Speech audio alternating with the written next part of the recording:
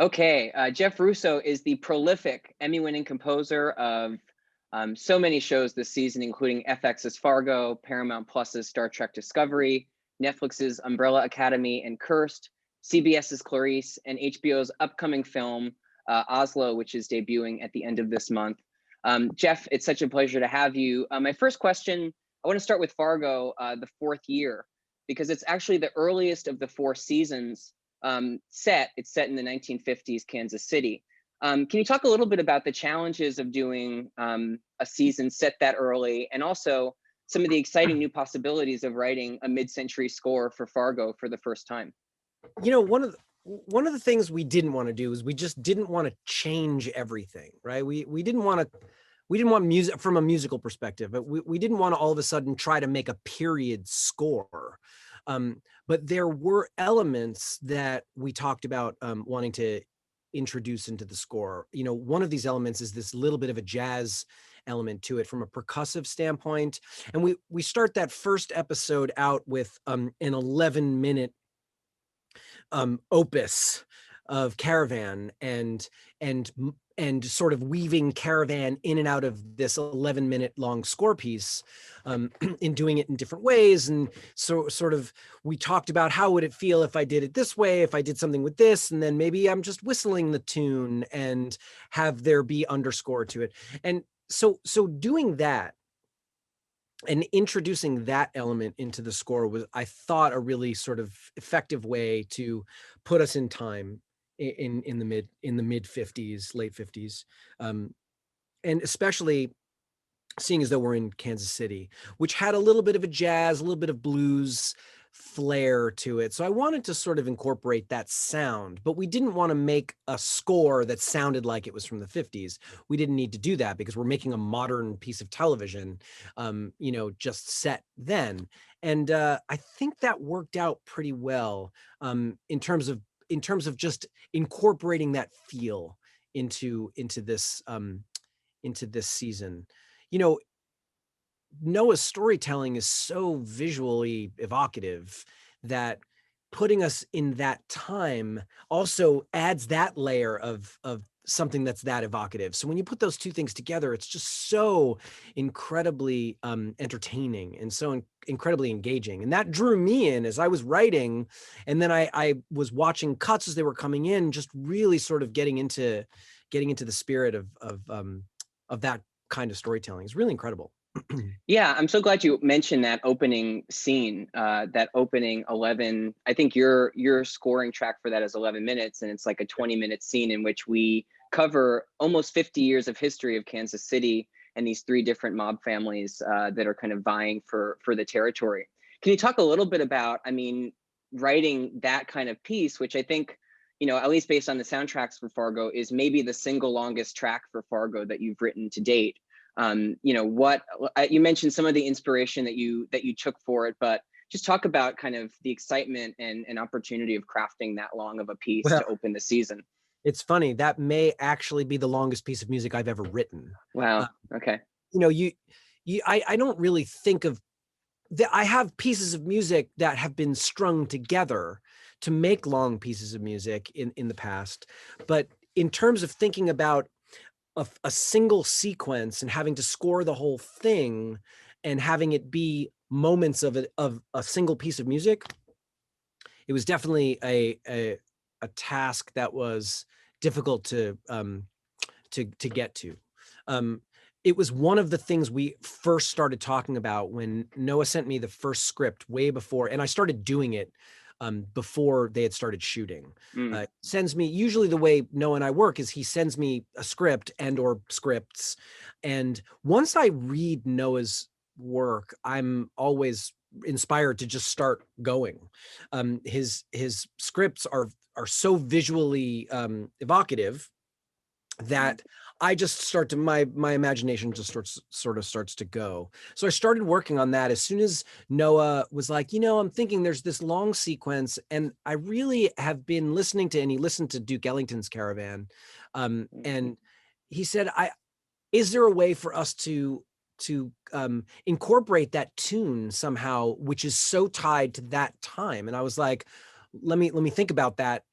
how I might do that. And then I just started, I read that script and I knew exactly what he meant, because the way he wrote that scene was almost exactly as what you see, which is incredible to me. So as I am reading this, I'm thinking about how I'm going to craft that piece, and in what's going to happen at the beginning, what's going to happen in the middle, what's going to happen at the end. And I thought we could start with whistling, and then there's this whole big drum break. And for me, as a drummer, mainly, I started as a drummer and then became a guitar player, and I like to consider myself a drummer.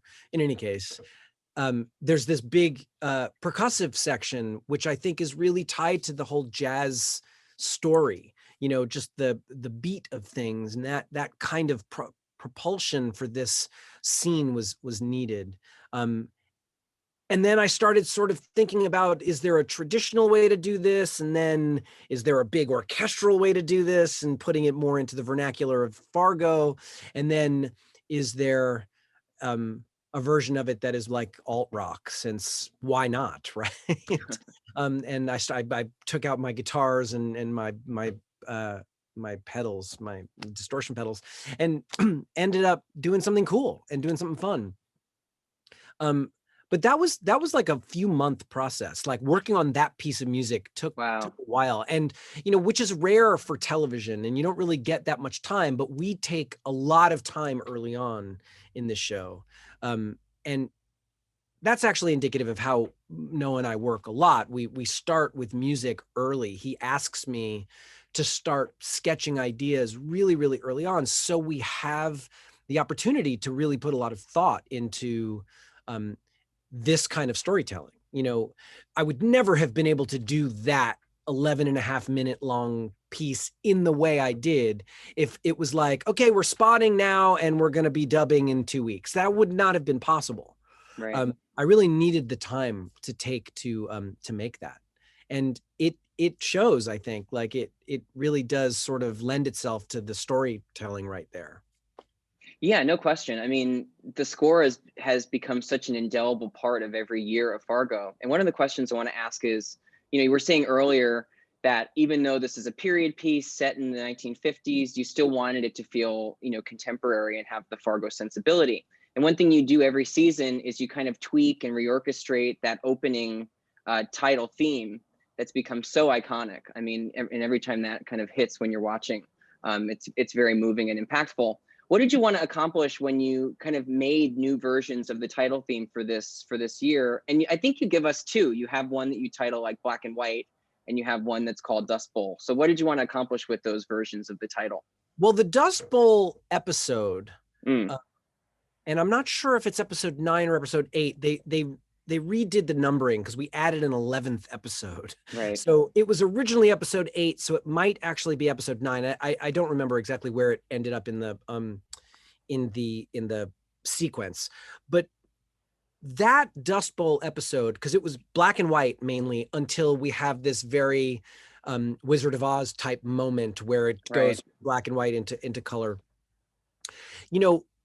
We discussed doing a completely different score for 2/3 of that show while we were in the black and white. And that was, how can we give our score a completely different instrumentation, like go into the Dust Bowl sound. And I went to marxophones and vibraphones and like mandocellos and mandolins and like different kinds of instruments to really put us at that, with that feel. It had like a slightly Western, slightly sort of old-timey sound that would stand on its own. And that was the reason for that version of the that version of it. Now, BW doesn't stand for black and white in mine. It is the brass version of that. And I didn't even think that people might mistake that for black and white. But the idea for the tweaking of the main title theme orchestration for this season to go more brassy, which is basically what I did, was because the Kansas City sound had a lot of brass in it. And that was the thing that I added to the score this year versus previous years, there's always been brass in the score, but I wanted to bring the brass forward this year to sort of, again, give a little tip of the hat to the whole Kansas City in the 50s sound. Yeah, that's terrific. I mean, and it just feels like the sound of that episode, as well as the cinematography, the black and white, it's one of those kind of iconic Fargo episodes, right? One of those installments that when you think about the year, it's like a standout installment of the season. Okay, so I want to transition to a discussion of Star Trek Discovery. And I mean, just even putting the two in conversation, is mind-boggling. But one thing about that kind of unites the two projects this year is Fargo, you were doing like the earliest version of that score that you've done so far.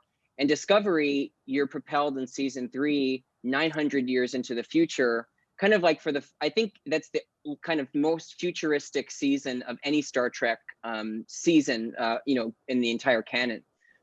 So what was it like? Was it liberating? Was it a bit daunting to kind of branch out almost 1,000 years beyond the canon and kind of break new ground, at least in terms of your score? Here's the interesting thing about Star Trek is, to me, Star Trek has a musical vibe.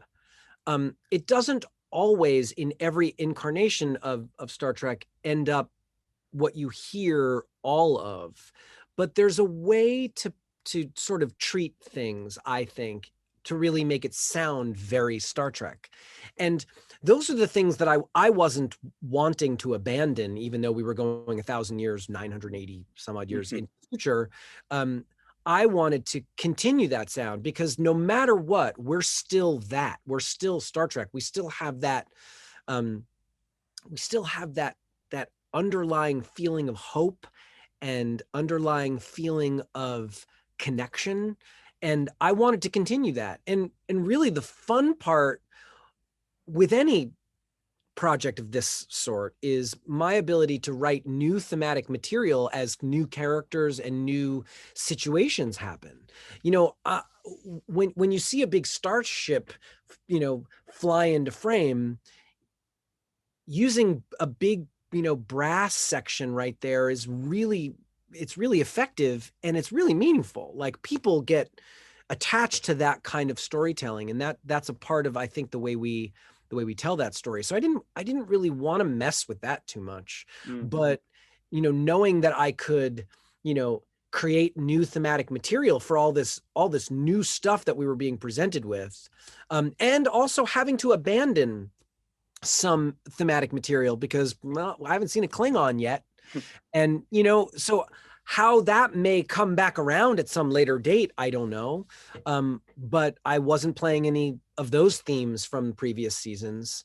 And that to me is the most thrilling part of being able to work on that. But it's funny because what you mentioned about Fargo being the earliest incarnation of that and this being the latest incarnation of that really does put into perspective how different the two things really are. Fargo is so far removed from what I do on Star Trek. And it's interesting to me because I'm able to sort of clear my palette when I do jump from one thing to another because they're just so different. Like, it's never like, oh wait, did I do that in Fargo? Yeah, I never have that with these things because you would just never do either one of those things in the other. So it's very interesting to look at it juxtaposed that way. And I hadn't actually thought of that, which is, it was kind of funny. Yeah, one of the things that I imagine must unite not just those two scores, but all of the scores that you do is your approach. I know you've talked to Gold Derby before about wanting to score characters' emotions rather than characters' actions. And I feel like in both of those series, but particularly Star Trek Discovery, where there's so much action and adventure, it feels like a particularly adept a way of approaching it. Is there anything, you just mentioned a minute ago, the new characters that are introduced in this third season? Is there anything, any emotions or any character dynamics that you scored for this season of Discovery that maybe you haven't had an opportunity to score before? Well, certainly in Star Trek, yes, the relationship between Gray and Adira was an interesting thing that I needed to tackle, because here was a character that nobody else could see for, you know what I mean? But there's a connection between those two characters that I needed to really, I needed to speak about in the score. So that was an interesting thing that I needed to do, and sort of couple how I would do that on an emotional level. Because I don't ever want to be too syrupy about emotional connection on the show. And yet I do want to go deep. So it's a fine line to walk between, because you can very easily slip into the melodrama category. And, who's to say if I don't do that or not? I mean, I think that we tell emotionally charged stories, and I think it's important for me to back that up. And that particular storyline was very fulfilling to me from a musical perspective. There's a couple of pieces that I put on the soundtrack that ended up in the show that were written for those two characters. One was when one of them was playing cello, and that was meant as their sort of theme. And I definitely sort of continued that with the orchestra as they interact later on in the seasons, in the season. But it was a really, really deep thing for me to get into that. It's fun. Yeah. Especially, I know you've told some other folks at Gold Derby how much and how invested you are in Star Trek. So to do that and to kind of break new ground, but also find new emotional depths must be, really rewarding.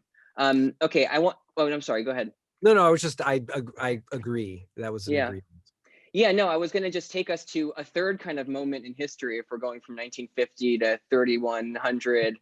Let's go to the 1990s with HBO's upcoming film Oslo, another kind of total shift in tone. So I just wanted to ask to start, because I know most people watching this have not seen the movie yet, and certainly may not have seen the play. Were you familiar with the history at all? Had you seen the play when it ran on Broadway? And if not, or if yes, like what kind of research did you do to kind of figure out how to ground your score, at least in terms of the sound that you wanted?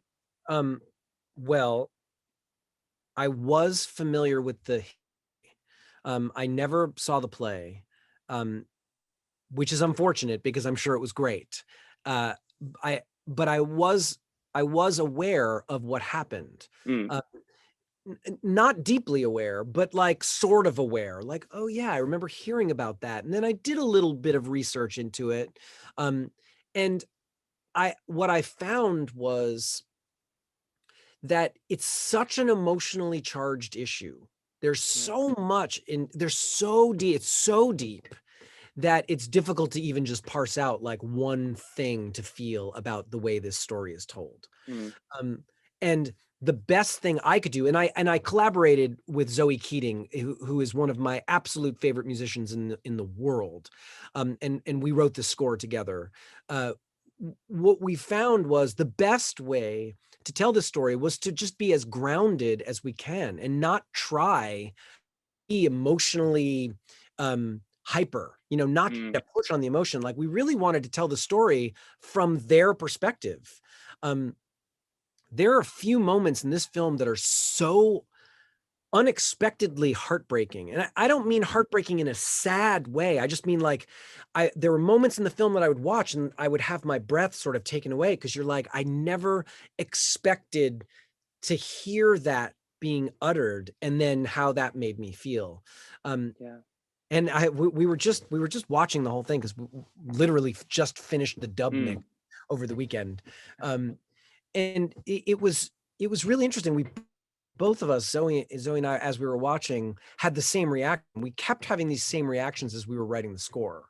But it was really important to us to sort of tell the story from a very sort of straight ahead, grounded approach. There are moments of heightened reality because there are some flashback moments, which, we back to moments in our main character experience that prompted her to do the things that she was doing in the present. And we had to sort of treat those moments with a little bit of hyper reality. But other than that, staying very grounded to these characters was really, really important. There's, you know, it's a very important story to tell, but it's also like needing to make sure that the story is not overblown, that it's apparent that this is the way this happened and this is where we are now despite that having happened. It's a really interesting way to tell a story. Jeff Russo, congratulations on Fargo, Star Trek Discovery, the upcoming Oslo that everybody can watch on May 29th on HBO and HBO Max, and for all the other projects this year. A very busy year, despite a pandemic, or maybe because of a pandemic. Thanks so much, Jeff. And everybody, you can go like and subscribe this video and our channel for future chats with contenders like Jeff. Thanks so much. Thank you.